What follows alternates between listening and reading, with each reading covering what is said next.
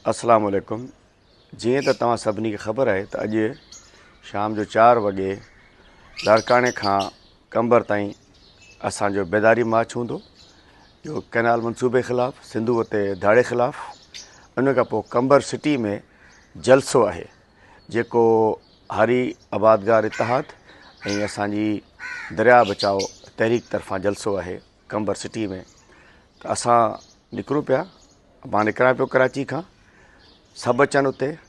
इन्हनि को जेको इन्हनि जो फ़ैसिलो आहे इहो रुॻो टोपी ड्रामो आहे त 2 तारीख़ ते थींदी उन जी CCI जो इजलास करिणो हुजे हा त फ़ौरन करे छॾींदा, पर असां जेॾीमहिल ताईं इहो कैनाल मनसूबो ख़तमु बाज़ाब्ता नोटिफिकेशन कोन थींदो असां पंहिंजी जिदोजहद कंदासीं। जेॾीमहिल ताईं बाक़ाइदा हिनखे अखियुनि सां कोन ॾिसंदासीं असां पंहिंजी जिदोजहद कंदासीं।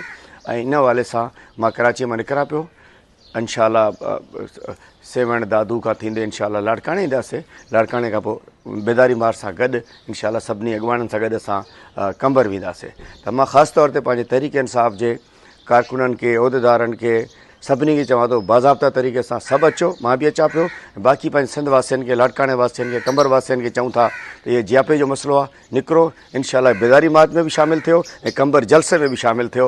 असांखे इंशाअल्लाह भरपूर तरीक़े सां जलसायाम थींदो कंबर में।